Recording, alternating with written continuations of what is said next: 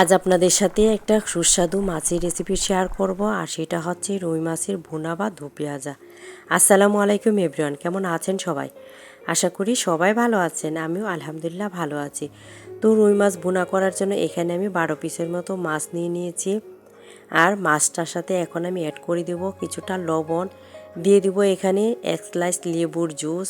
তো লেবুর জুসটা অবশ্যই দিতে চেষ্টা করবেন, এতে করে মাছের যে টেস্টটা সেটা কিন্তু ভালো আসবে।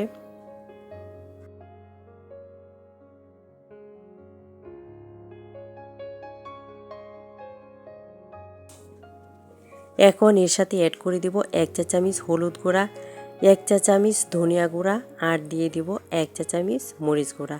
তো এই মশলাটা দিয়ে এখন আমি ভালো করে এটাকে মাখিয়ে নিব।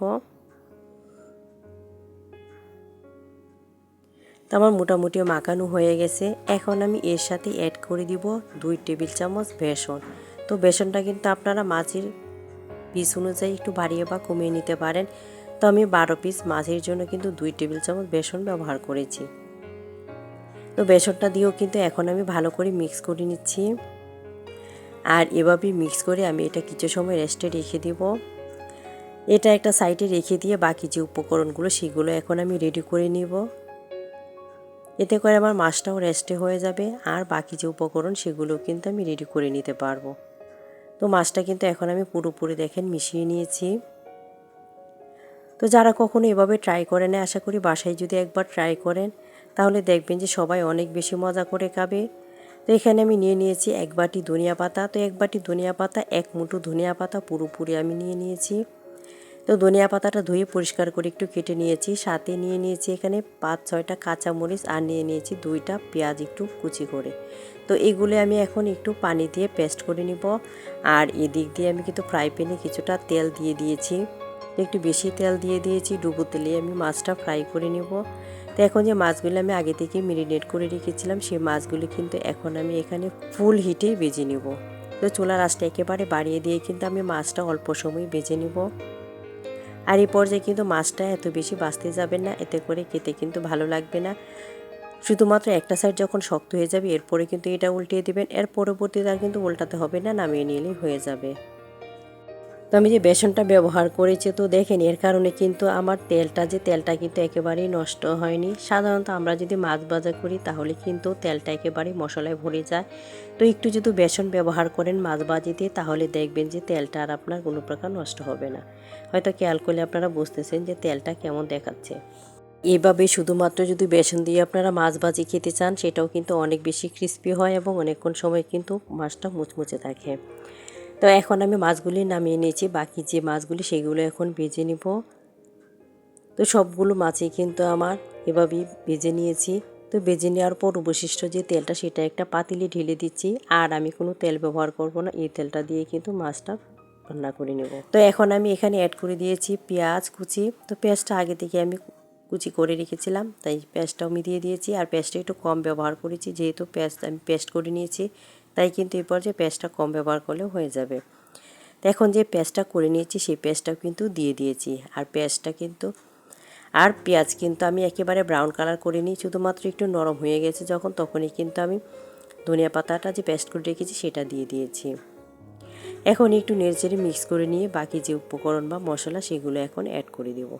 এখানে অ্যাড করে দিচ্ছি লবণ, যেহেতু আমি আগেও লবণ ব্যবহার করেছি ম্যারিনেট করার সময়, সেই ক্ষেত্রে কিন্তু লবণটা অবশ্যই একটু বুঝে দিতে হবে। এখানে অ্যাড করে দিলাম 1 চা চামচ ধনিয়া গুঁড়া, 1/2 চা চামচ হলুদ গুঁড়া, আর দিয়ে দিব 2 টেবিল চামচ মরিচ গুঁড়া। যেহেতু মরিচটাও আমি পেস্ট করে নিয়েছি তাই কিন্তু মরিচের পরিমাণটা একটু কম দিলেও হয়ে যাবে। তারপর আপনারা যদি চান তাহলে কিন্তু আপনাদের পরিমাণ অনুযায়ী কিন্তু মরিচটা বাড়িয়ে বা কমিয়ে নিতে পারেন।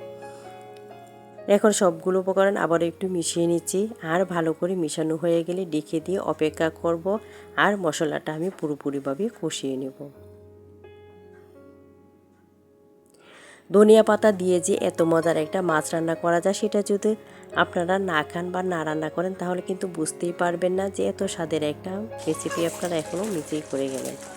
এখন যে মাছগুলো আমি ভেজে রেখেছিলাম আর সেই মাছগুলো কিন্তু উঠিয়ে রেখে দিয়েছিলাম, সেগুলো এখন আমি এখানে দিয়ে দিয়েছি। আর এখন আমি অল্প আছে মাছটাকে রান্না করে নেব। তো সবগুলো মাছে কিন্তু একটু ছড়িয়ে দিচ্ছি। তো চাইলে কিন্তু আপনারা এই পর্যায়ে একটু যদি ঝোল ব্যবহার করতে চান করে নিতে পারেন মাছগুলো দিয়ে। এরপর একটু গরম পানি বা নর্মাল পানি এখানে ব্যবহার করে নেবেন, তাহলেই হয়ে যাবে।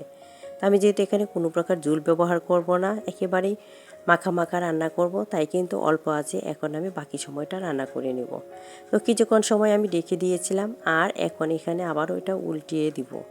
তো সেই জন্য কিন্তু ঢাকনাটা খুলে নিয়েছি, আর এখন আলতো হাতে আমি মাছগুলি উল্টিয়ে নেব।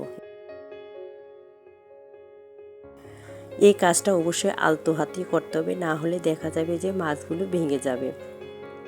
এখন সবগুলো মাছই কিন্তু আমি সাবধানের সাথে উল্টিয়ে দিয়েছি, আর উল্টিয়ে দেওয়ার পর আমি কিন্তু এখানে আর কোনো প্রকার কাঁচামরিচ ব্যবহার করব না, যেহেতু প্রথমে আমি কাঁচামরিচটা পেস্ট করে দিয়েছি, তাই এখন আর কোনো কাঁচামরিচ ব্যবহার করতে হবে না। সবগুলো মাছই এখন উল্টিয়ে দিয়ে এরপর আমি এটাকে আরও 3-4 মিনিট রান্না করে নেব। এ পর্যায়ে কাজটা কিন্তু অল্প আছে করে নিতে হবে, না হলে কিন্তু নিচে দিয়ে এটা তলানি লেগে যাবে, সেক্ষেত্রে কিন্তু আর খেতে ভালো লাগবে না। এখন আমি আর 2-3 মিনিটের মতো এটা চুলায় বসিয়ে রাখবো, এরপর চুলাটা বন্ধ করে দিব। তো এরপর কিন্তু ঠান্ডা হওয়ার পর আপনাদের একটু দেখিয়ে দিব। তো এই দেখেন আমি দেখিয়ে দিলাম। ভালো থাকবেন, আল্লাহ হাফেজ।